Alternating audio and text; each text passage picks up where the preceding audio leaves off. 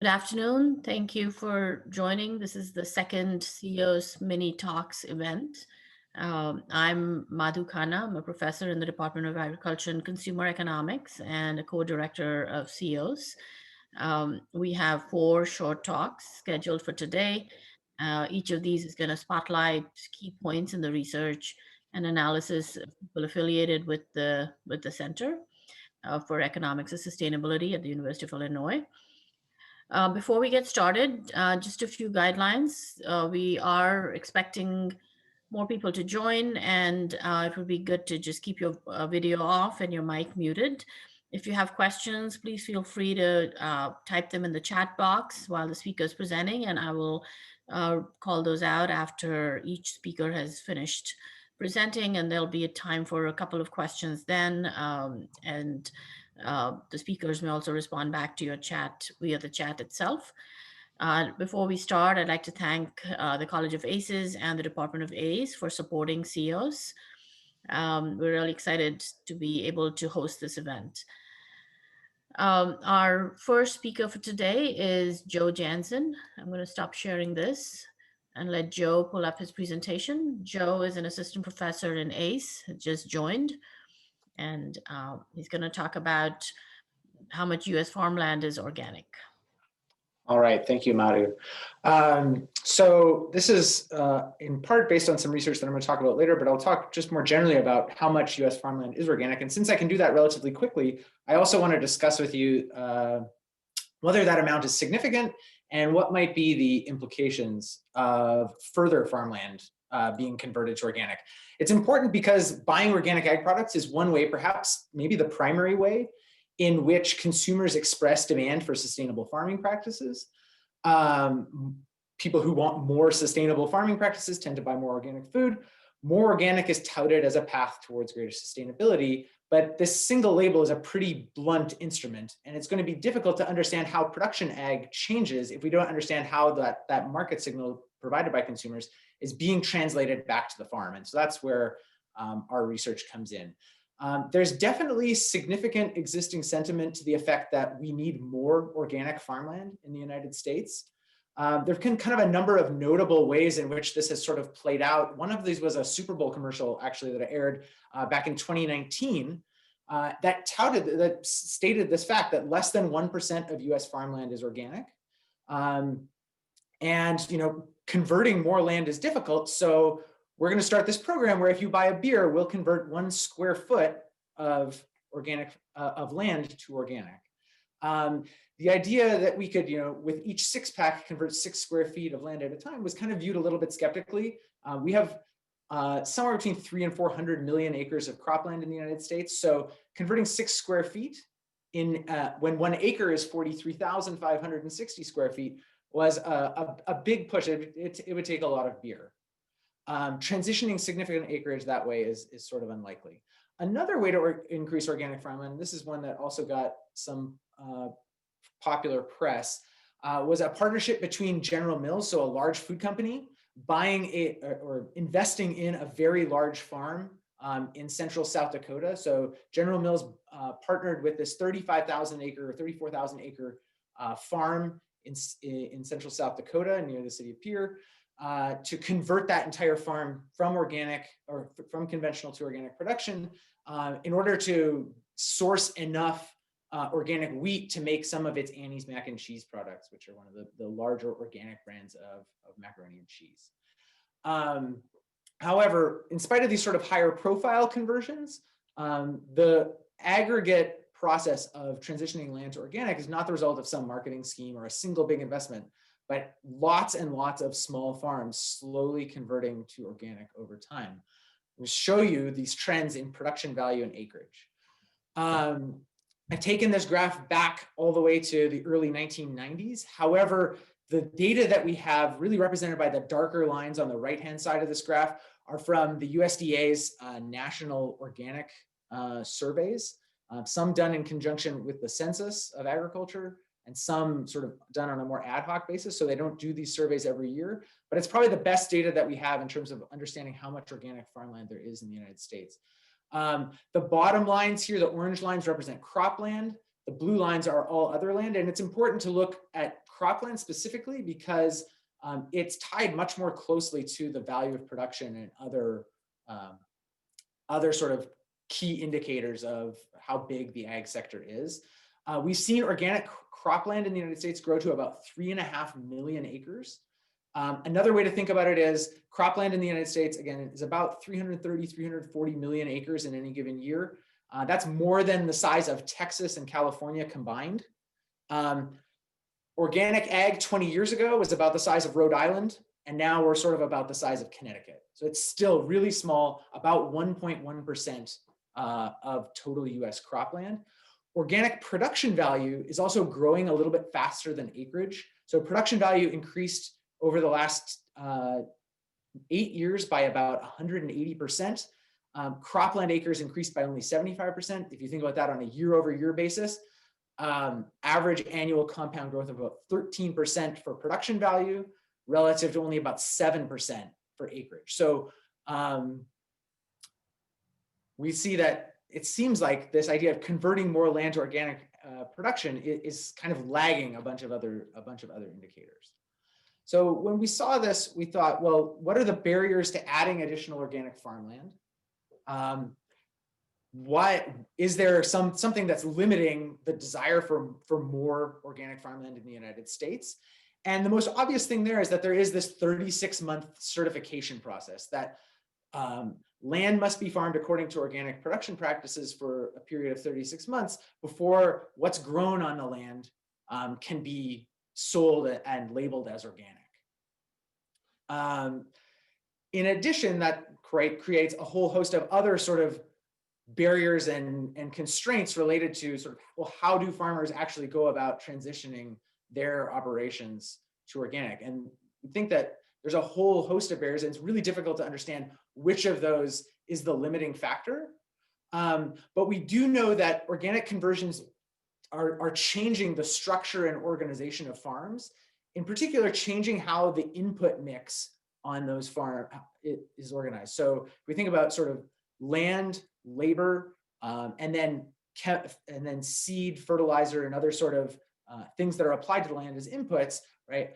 Organic agriculture, by limiting the ability of farmers to use GM seeds, synthetic fertilizers, and inorganic pesticides, is changing that input mix, and in particular, switching to a greater need for land and labor. And we wanted to see if that in fact caused farmland prices to adjust, that organic farmland might be valued higher than similar comparable land that's sort of comparable in all other attributes, except for the fact that it's able to produce certified organic crops. So what we did was to estimate US organic farmers' willingness to pay to rent an acre of land. So we look at cropland rental rates specifically, and we find a significant difference in rental rates paid by organic farms, even after conditioning on many things that might be related to organic farms being more likely to locate in particular locations. Right? So we know that there are more organic farms in California, for example, than elsewhere in the country. California also has some of the most expensive farmland. So it's not necessarily the case that that land in California is more expensive just because there's a lot of organic farms there. It could be something, the causality running in the opposite direction. But we, after conditioning for many of these factors, as many as we can, given the available data, we find that organic farms pay a 26% premium over conventional cropland cash rental rates. And we want to understand, well, is that a big number? Is a 26% premium a big number? Well, if we sort of think about it in terms of the landowner making an investment, whether that landowner is the organic farmer themselves or a landowner who rents that land out to an organic producer, we calculate that that's about a 4.2% return to the landowner for going through that organic conversion. So it seems like while organic farmland might be renting at a premium, it's not really significant given the costs of conversion. It's not a massive return that might cause sort of wide scale transition from conventional to organic agriculture. We also find that this effect is concentrated on row crop farms in the Midwest, in part because those tend to be the producers who cash rent a lot of land. So we just have more data for farms, corn, soybean, and wheat farms in the Midwest. And there are a significant number of those farms who both produce organically and produce sort of the traditional row crops that we think of when we think of Midwest agriculture. Finally, our study covers a period from about 2003 to 2011, when the USDA tracked organic farms in a way that enables us to carry out this analysis. More recent data has actually corroborated this. So Mercaris, which is a firm that tracks the organic industry, they studied farmland rental rates, surveying organic farmers and comparing the rental rates that they pay to USDA data. And they find, again, something similar, about a 20 to 25% premium for organic farmland. So takeaways, if you learn nothing from my presentation, you'll know that how much farmland is organic. It's about 1.1% of US cropland. But there are these significant barriers to acquiring certified organic farmland. It's complicated and it's expensive. To just go out and say, I want to rent some organic farmland means paying a significant premium over what conventional farmers are paying. And organic ag in and of itself doesn't necessarily solve sustainability issues. So when looking at the farmland market specifically, one thing that people talk a lot about is this issue of access for beginning farmers and ranchers, and sort of tying that to organic ag as a way to solve that. And if farmland rental rates are more expensive or farmland is more expensive, then that doesn't make it easier for beginning farmers and ranchers to acquire land. My contact info is there. Thank you very much, and I look forward to any questions people have. Okay, thanks, Joe. There is a question. So while we're taking questions, maybe Ben can get his presentation loaded up. So the question is from Wanda about, is the organic farming that you're looking at mainly vegetable or soybean corn production? So it's both. So to get a sample size large enough to be useful for analysis, we look at a nationally representative sample of US farms. That's the USDA's Agricultural Resource Management Survey. And that survey is, again, nationally representative of regions, crop types, so farm types, whether those are fruit and vegetable producers. We find that effect when we look specifically at the sort of fruit and vegetable producers across the country, not just in sort of one part of the country, but if we look at that group specifically, we find smaller and not statistically significant impacts on cash rental rates, but that's in part a function of just of sample size, that a lot of those farms aren't renting a lot of land, so we don't have data on what they're paying every year to acquire land. Okay, so let me ask a quick question as well. So it seems like the returns to organic farming are getting capitalized in the value of the land, and to some degree, yeah. Yeah, and I mean, to the extent that organic farming is, perhaps more costly than regular farming, than conventional farming. That, I'm wondering sort of the distribution of the returns to it for if you have a tenant farmer versus the landowner, and then who bears the cost of the certification. Yeah, and whether that's a barrier because the returns are going to the landowner and the costs are being borne by the renter. Yeah, I think this is a question that needs more research, but from what we can tell in our study, it seems like landowners are capturing a significant portion of the returns. Now, that doesn't always mean that farmers don't get that, because farmers own a significant amount of their own land that they farm. But yeah, it does seem like a significant portion of the returns are getting capitalized. But I don't think, from our study, it's not really the case that we can sort of say, well, X% of the returns are being capitalized, because it's really difficult to get. I mean, we'd really like to be able to track these farms over time and look at variation within farms in actual returns to production. So how those get divvied up. Okay, I mean, I wonder if you separate this out by renters versus owners, whether you'd see much difference. Yeah, and so we don't have great data in the ARMS on land tenure. So whether in our study, we're looking specifically at renters because we're looking at cash rental rates as the outcome of interest. So again, one thing to note is just that in organic ag, because it is relatively small, because it's just 1% of US agriculture, the data are always sort of difficult to come by, a lot more difficult to come by than for many of the other things that we might be interested in.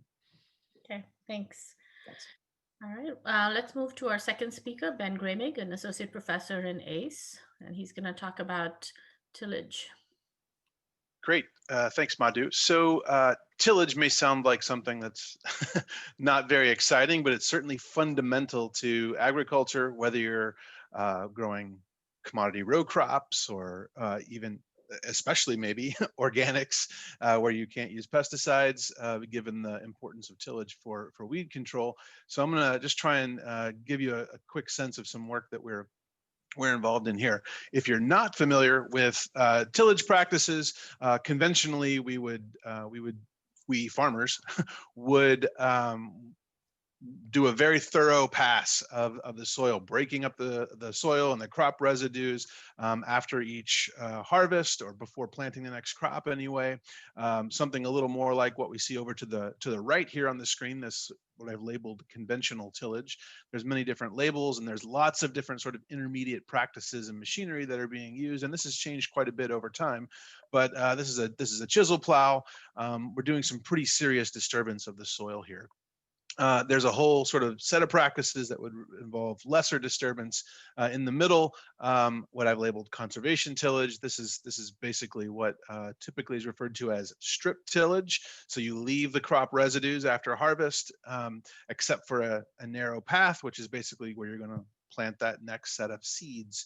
Plant the next crop into the field, and you can do other things, right? Apply inputs or whatever you need to do, or you may do no tillage whatsoever and just directly drill or plant seed into the crop residue from the previous crop, and then the new crop emerges from that.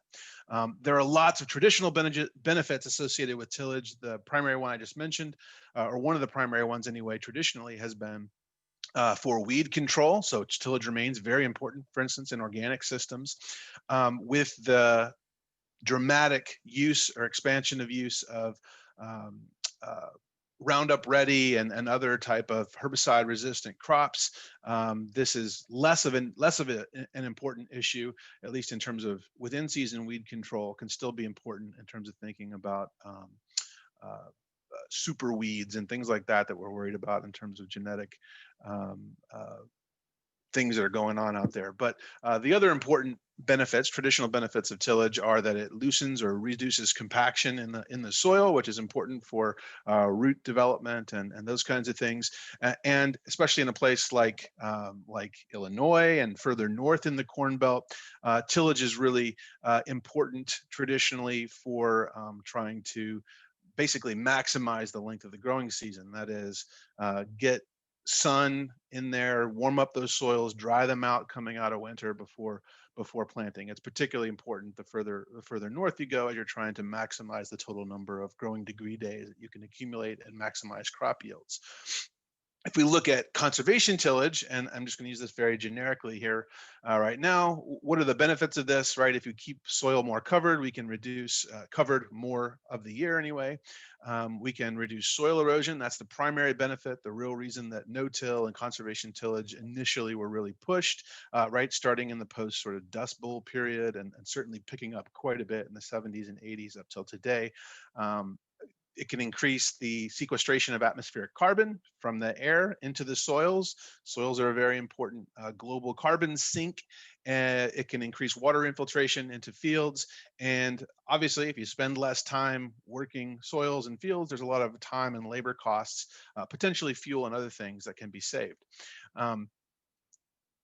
There's plenty of benefits to tillage, as well as to going without or reducing the intensity of our tillage activities. Here's a quick sort of snapshot of the 2018 crop year by crop. So you've got a county level map here.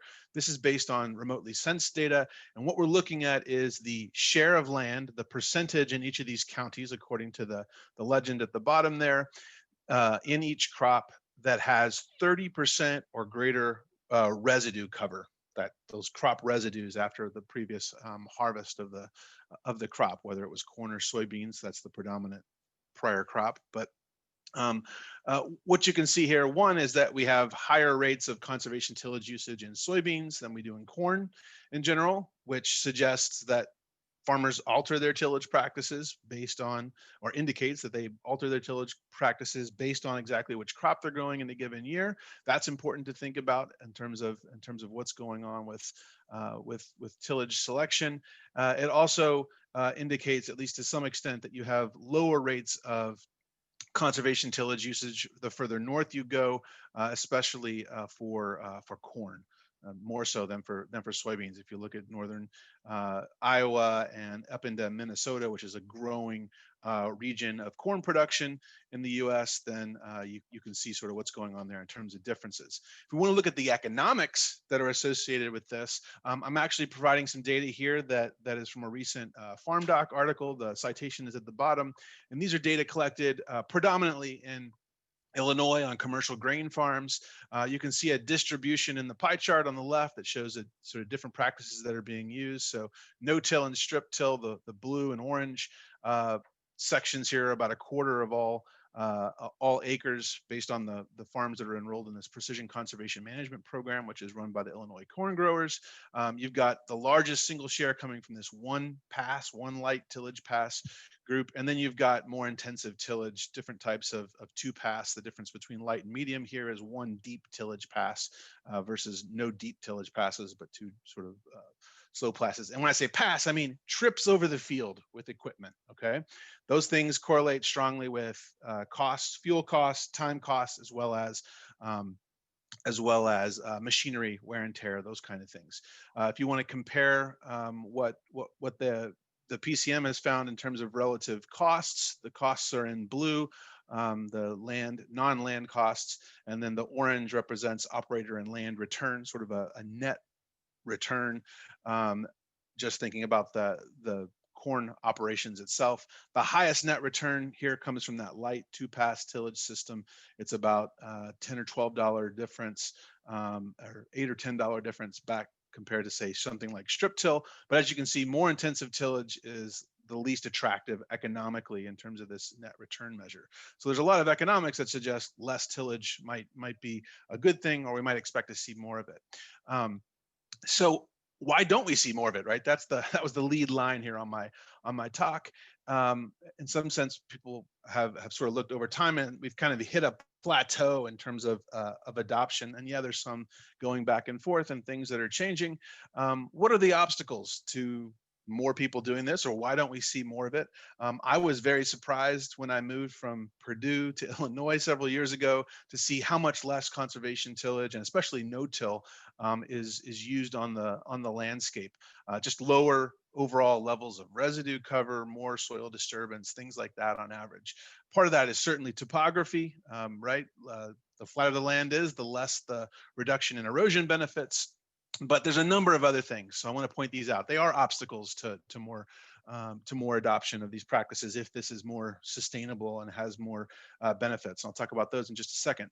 Right? Knowledge. You've got to know how to manage that system. It's something that's very different, no-till or higher amounts of residue, and it includes more use of herbicides, usually at least an additional application per year. It might include some specialized equipment if you're switching seed drills, things like that. Human nature is to stick with the thing that works, right? If you're doing something and it works and you're more or less happy with how the system's performing, if it ain't broke, don't fix it, right?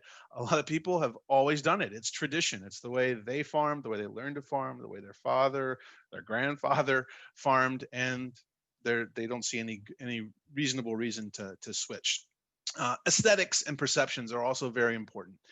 Sometimes people refer to no-till as farming ugly or farming dirty, right? Fields look a little more unkempt if you've got a bunch of broken over corn stalks and things like that. If you till it and contour it all real nice, it's kind of like a golf course, right? It looks very pretty and together. And people take pride in how their fields look, just like you do your yard. So that is an important consideration. I don't mean to make light of that.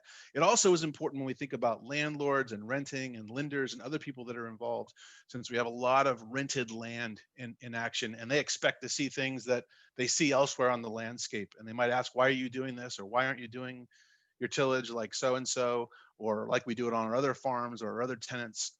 And that can be an obstacle. There's certainly a lot of logistics involved. I mentioned warming up soils and drying out soils. If you've got to cover a whole lot of acres because you're farming maybe several thousand acres, these things can create delays if there is some sort of a delay that's induced as a result of this. The opportunities here, just these are the last few points I'm going to make. I think to think about maybe overcoming some of these things or getting wider adoption of these, especially if there are net revenue neutral ways to think about transitioning more acres into these systems to get the environmental and other benefits that come with it. Certainly there are federal programs to help with transitioning your tillage system, potentially in combination with other things, cover crops and so forth. There is an increased interest again in carbon markets and markets for ecosystem services. This is certainly a role that farms could play in supplying carbon credits or sequestration credits.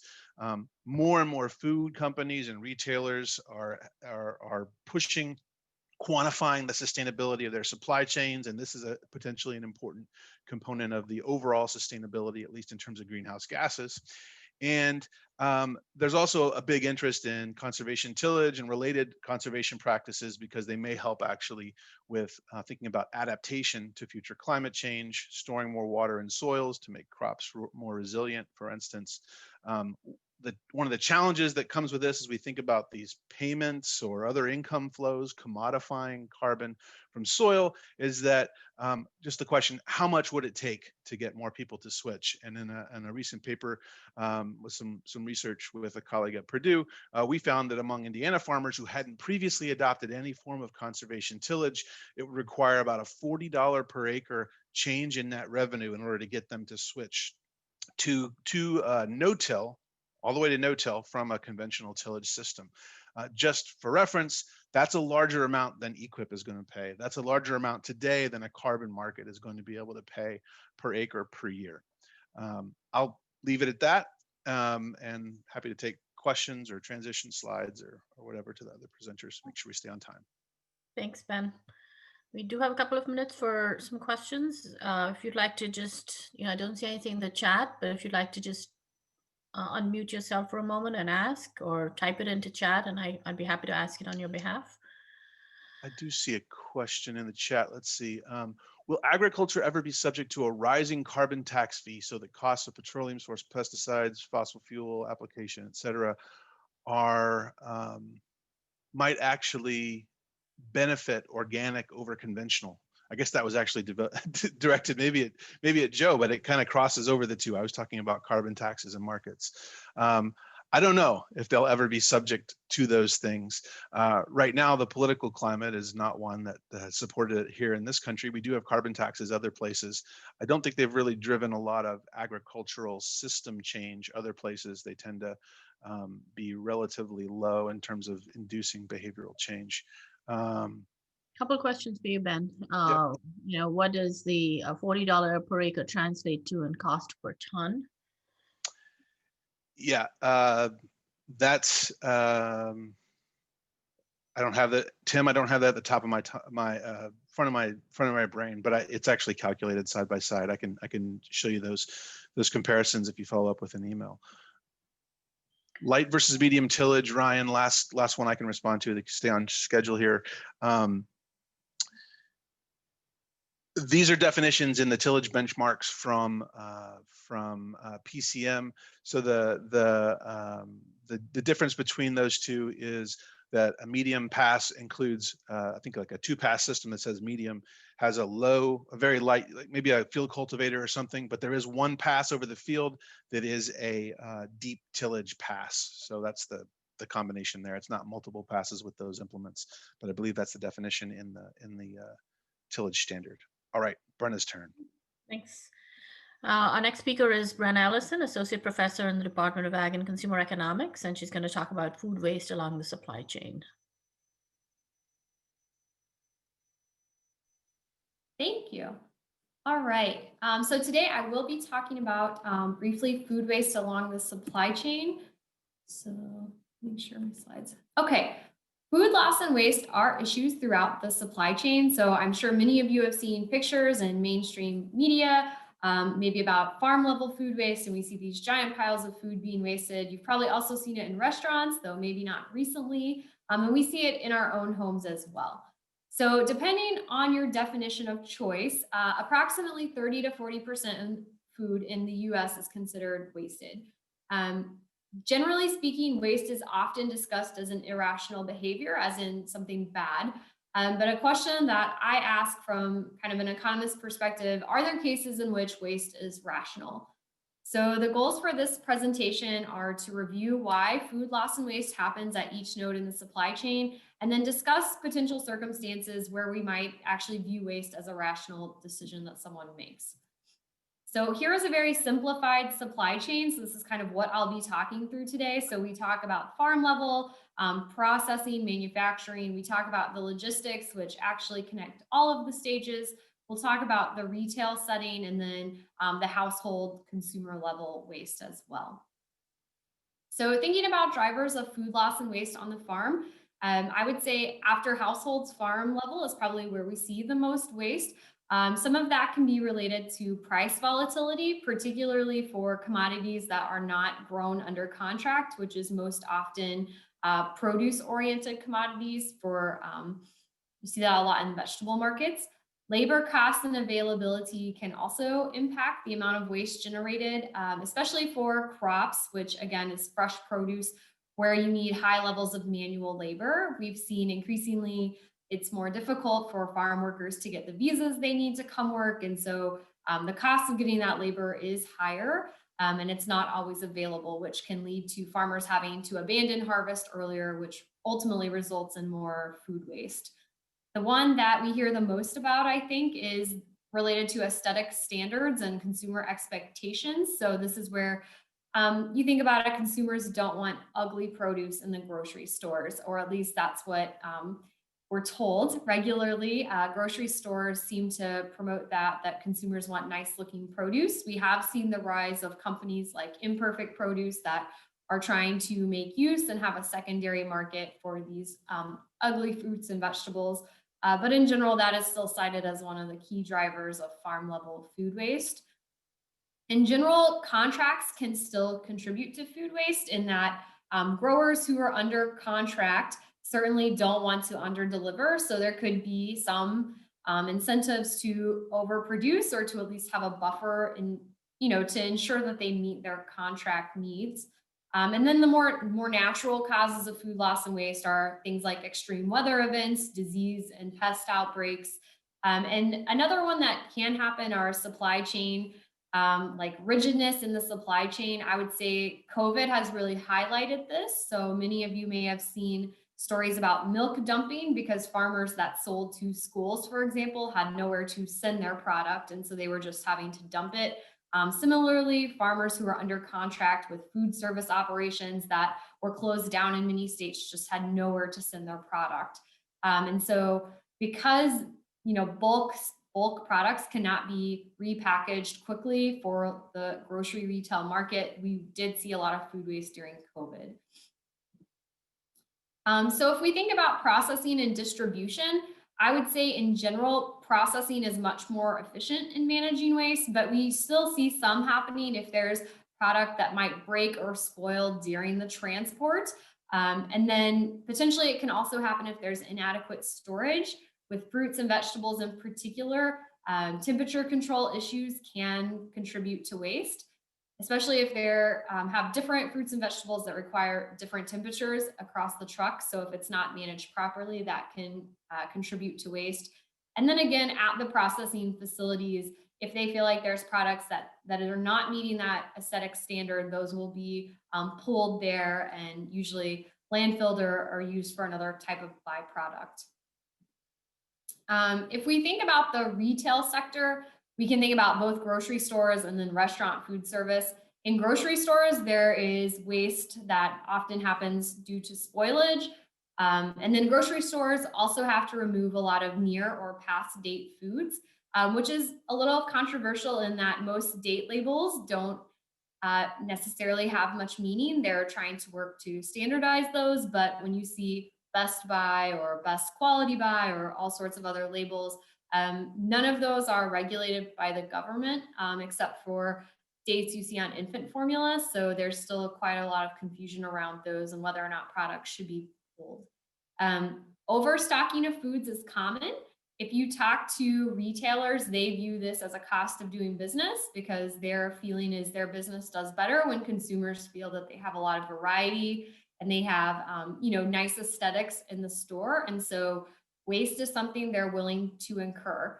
And again, as we talked about previously, grocery stores are cited as, the driver of the cosmetic standards issue that can contribute to waste. In restaurants and food service, again, spoilage can happen. What we hear most about with restaurants would be the excess portions that they give. And so that results in much more plate waste on the consumer side.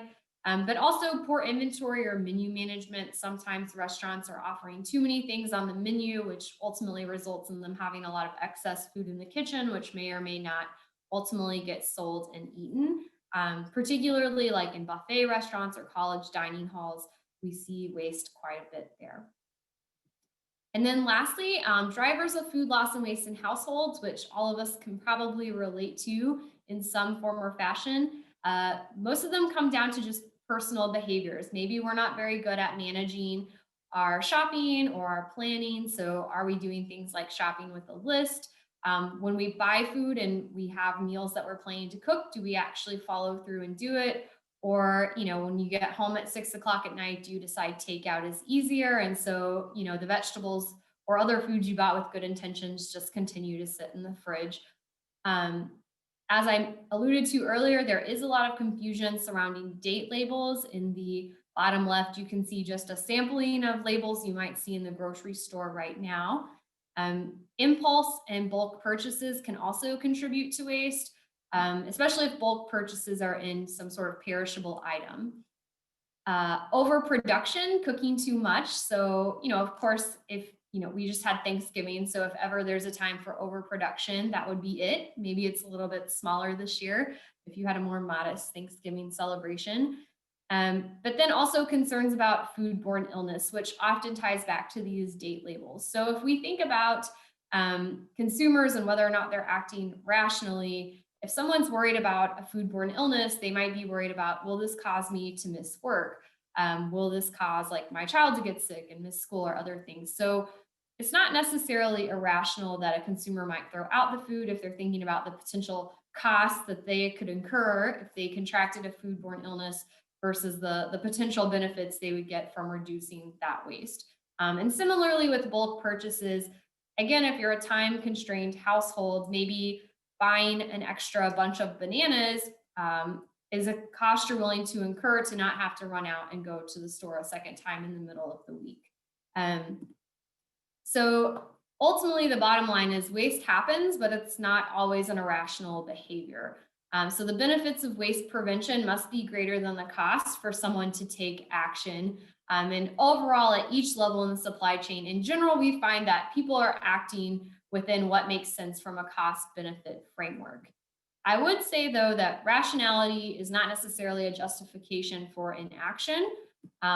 Food loss and waste is still a very big issue, and there are externalities. So when we incur waste, there are externalities in terms of environmental emissions and other sorts of climate change oriented consequences that maybe no one's really incurring in the short term. And also when we deplete resources, like especially thinking about externalities that could affect long-term food security in the US and abroad. But when we talk about implementing interventions, one thing we really have to think about is the costs and the benefits and who incurs each of those. Sometimes the intervention may target one node of the supply chain, but the benefits accrue to someone else. And so we need to think about that when we design interventions, as well as potential unintended consequences. And the best example I can think of to illustrate this is some restaurants, particularly sushi restaurants, have implemented policies where it's all you can eat sushi until you leave it on your plate. And for any piece left on your plate, you're charged $1 per piece. So in this case, they very much incentivize the reduction of waste, but potentially at the expense of nutrition. So in interviews we've done with students on campus, we have a restaurant like this here in town. We heard several students telling us things like, well, I don't want to leave waste because I can't afford to have that waste, but I wasn't really hungry and I kept eating anyways. And so I think the long-term goal is to think about how do you optimize the two and convince people to just take what they need from the beginning. But in general, we have to think about consequences on other aspects besides just waste, and nutrition is one of the ones that I am most interested in and spend a lot of time thinking about. So with that, that's the end, and I'm happy to take any questions. All right, thanks, Brenna.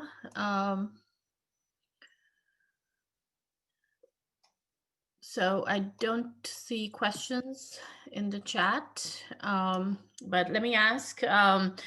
So, I mean, I'm glad you're looking at this from a supply chain perspective rather than just at the household level. And it sort of demonstrates just the complexity of efforts to try to control food waste, because some of it, as you alluded to at the end, is, is that restaurants sort of have an incentive to give oversized portions, and consumers may not want to waste it. And so, how do you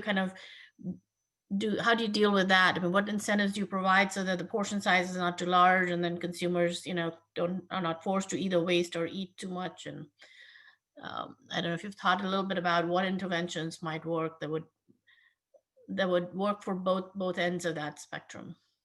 Right. No, it's a really good question. And I would say both behaviors, I think people are a little bit uncomfortable like implementing policies to regulate. So the setting where we've looked at kind of this intersection between nutrition and waste most is the National School Lunch Program.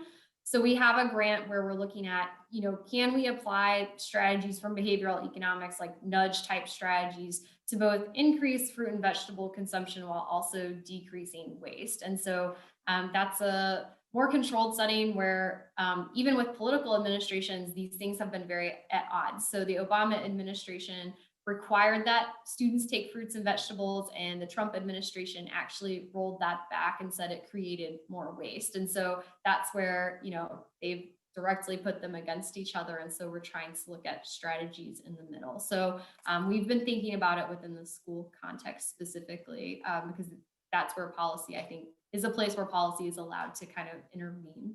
Mm-hmm. Yep. All right. There's a question here about, is there a role for farmers to play in reducing food waste, or only for consumers and retailers and restaurants? I think there's a role for all supply chain actors. At the farm level, some of it, they have tried to offer tax incentives for food donation and those sorts of things. I think it is a little bit hard because there are also, while there's tax incentives, sometimes there's also policies against things like gleaning for food safety reasons. And so really, it seems like it depends on the nature of, are we talking about perishable products, which is where we see the most waste and loss happening. And so I think really trying to make sure that the benefits still outweigh the cost, because when we talk to farmers, it's still very much a cost-driven thing. No farmer wants food waste, but they have to be able to cover the cost of not only harvesting whatever surplus food they have, but distributing it as well. So, certainly there are grant programs trying to help farmers come up with value-added products or things they can do with surplus products. But I think there's plenty of room for policy and marketing creativity to help that. So one last question, and maybe as you're answering that, we'll let Shadi upload his slides. And so this question is whether there are apps or programs to try and get excess food from restaurants and grocery stores, to people who need them in homeless shelters and so on. Yes, I would say probably an overabundance to the point that, people don't always know which ones to use. So I've had multiple student groups just here in town that are talking about different apps that exist. But I think, again, like sometimes it's difficult because they have to manage who's transporting the things. That seems to be one of the key barriers for a lot of these groups, is who is incurring the cost of transport and those sorts of things. And so to your question, yes, there are lots of apps out there, but there are still these barriers of, consistency and how long these apps stay going. And then again, who's incurring the cost of transport. Okay, thanks, Brenna. All right, our last speaker today is Shadi Atallah. He's an associate professor in the Department of Ag and Consumer Economics, and he's going to talk about whether consumers are willing to pay for local brewing and local hops. Thank you, Madhu. Hi, everyone. Let me start with a quick slide with the title and a list of my co-authors, where this paper will be published in a couple of weeks, and the funding agency, just to acknowledge them. And then this is a talk about local foods. You know that local foods sales have increased dramatically from $5 to $12 billion between 2008 and 2014. And it was expected to increase to $20 billion in 2020. When we ask consumers why they want to buy local food, in addition to things like better taste and freshness, they do mention that it's more sustainable because it supports their communities, but it also supports the environment because they think that local food will travel less and therefore be less carbon producing. And when they think about local, they think both about the geographic distance, so miles, a state boundary, multi-state region, and they also think either in terms of the localness of where it was processed or the localness of the inputs that were used. Generally, we know that consumers are willing to pay more for local food, either defined as local ingredients or local processing, with premiums varying between 80% to 5% of the price of the local good. Policymakers are also interested in local food because it invigorates local economic development. And we saw examples even where it would support through legislation, either through, in the case of beer and hops, either for the craft brewing in general, or more specifically, like in the case of New York, legislation supporting the purchase of locally grown hops. What we do not know, however, is that will consumers be willing to pay both for the local processing, which local brewing is already happening, and on top of that, pay for locally grown ingredients such as hops. And this is important because if a new acreage enters and cost of production is higher in these new areas, then it would be important to know whether consumers will pick up that difference. And that is definitely a concern in the case of hops and beer. On this graph, you are seeing the exponential increase in the number of breweries and brewery permits between 1995 and 2017 from the Brewers Association. And a lot of that increase has happened because the microbrewery industry has expanded beyond original areas to almost everywhere in the country. And a lot of that growth has been driven by specialization in terms of the IPAs that are offered. And IPAs has been a driver in the growth of craft beer. And you might know that IPA is very hoppy. And so that has driven the increases in the use of hops, not only because there are more IPAs demanded, but also because IPAs have become more hoppier and hoppier as brewers try to differentiate. And we do see that there are new areas that are entering production. What you are looking at here is the major area is the Pacific Northwest that produces hops in the US. And you do see non-Pacific Northwest areas entering in 2014 and tripling acreage. And despite that tripling in acreage, the Brewers Association is still concerned about a shortage in hops. And so this is from this slide is from an industry meeting where they're concerned about the shortage. They think we need 25% increase in hop volume, and they are concerned that these new acres that will enter production will cost more. And so to look at that, we developed a crop budget where we looked at the costs and benefits and returns of producing hops in Indiana. And we do find that small-scale hops growers outside of the Pacific Northwest, such as those in Indiana, might not be able to break even. And that's mostly because higher harvest cost, that is manual in small-scale production versus mechanical, but also in the north-central region where new areas have entered, there are specific pest management issues that are not characteristic of the Pacific Northwest. So this is an issue unless consumers are willing to pay a premium for local hops. And we know that beer drinkers do care about local. 45% nationally of them do think they care about local. But this desire for local is not linked to local hops necessarily. It could be just local brewing. And so to answer that question, we conducted a survey among craft beer consumers in Indiana to understand what they consider to be local beer, to understand whether they want both dimensions of localness, the brewing and the hops, and whether there is any premium for this localness. So consumers in the survey were presented with different levels of localness: state level, multi-state level, the Great Lakes, or US level, and there was localness both of the brewing and of hops. So this is a snapshot of what they were given. Brewing happened either in Indiana, Great Lakes, or US. Hops were grown either in Indiana, Great Lakes, or US, or there was no information on local hops. And hops were either organic or not. And of course, they had different prices. And that's an example of what a consumer saw. So you were presented with the option of buying a beer brewed in Indiana with hops from Indiana, organic, for $10.99, or a beer that is made in the Great Lakes with hops from the Great Lakes for $6.99. Or you could say, I don't want either, I'm happy with my current beer. And so 231 respondents made a series of these choices where we varied the level of localness and the prices for a total of 1,800 choices. What did we find? Well, first we found that more than half of the consumers thought that local only meant local brewing. 36% thought that it has to be both. 12% thought it could be either. And only 1% thought that it has to be only local hops. So looking at what factor mattered for purchasing a beer, if we look at the entire sample, the only thing that mattered was brewing in state, whether the beer was brewed in state. None of the other factors mattered. However, if we split the sample and we looked at those that considered local, not only brewing, but also its local brewing and local ingredients, then we saw that they wanted brewed in state with hops made in state, and to a lesser degree, they also liked hops made in the Great Lakes region.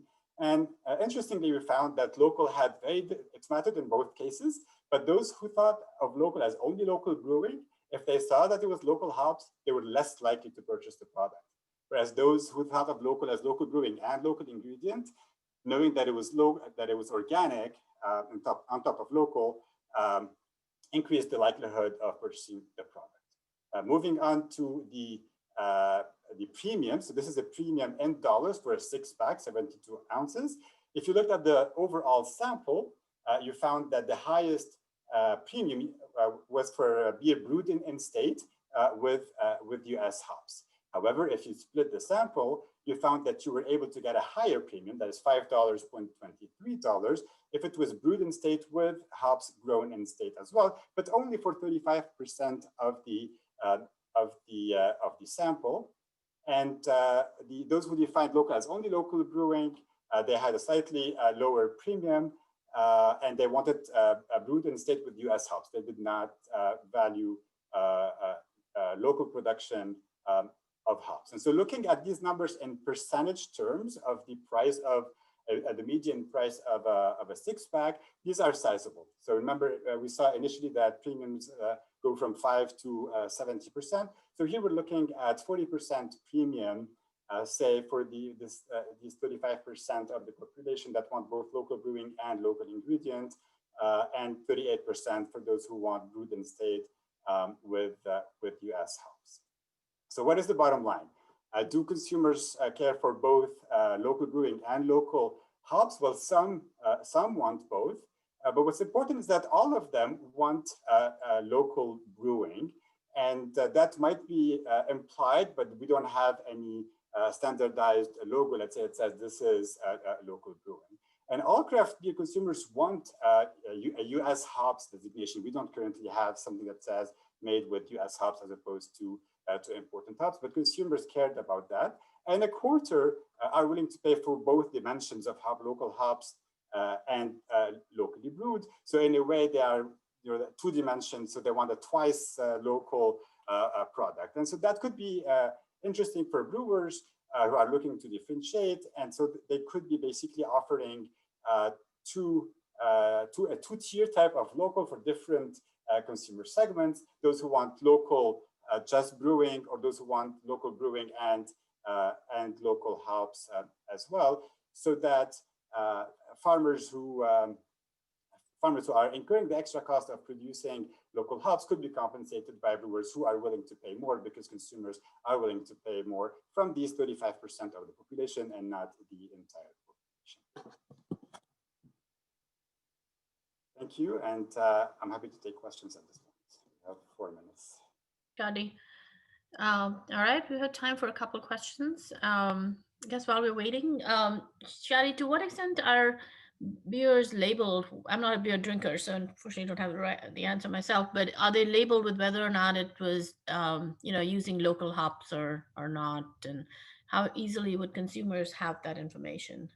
So currently they are not labeled. The most recent label that you could have is to say that it's coming from an independent brewery. So it used to be, it's coming from a craft brewery, but then you had the macro breweries buying craft breweries. And so they appropriated that term. And so as a reaction, what the industry did is to develop a logo that says it's coming from small and independent, so they're not bought by conglomerates. So that's the only thing you could see either on a menu or on the fridge when you go to the liquor store, but it's not something that you can see.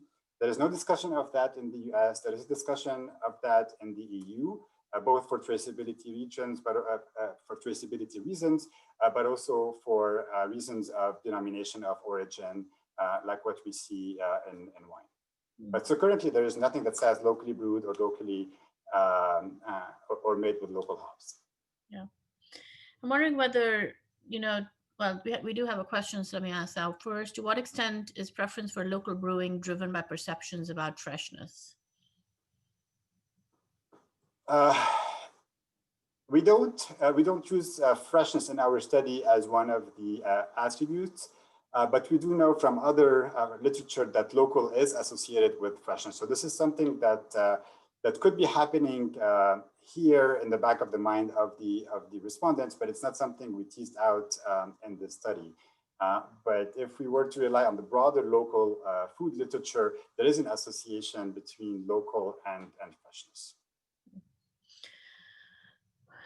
All right. Well, we've got, we're almost at the top of the hour, so I'd like to thank all our speakers, interesting talks, and also for keeping us on time. Our next event, the next mini talks, is going to be in the new year. And, if you haven't already signed up for the CEOS.illinois.edu website, please do so you can get updated announcements about our next events. So thank you all for joining, and have a great rest of your day.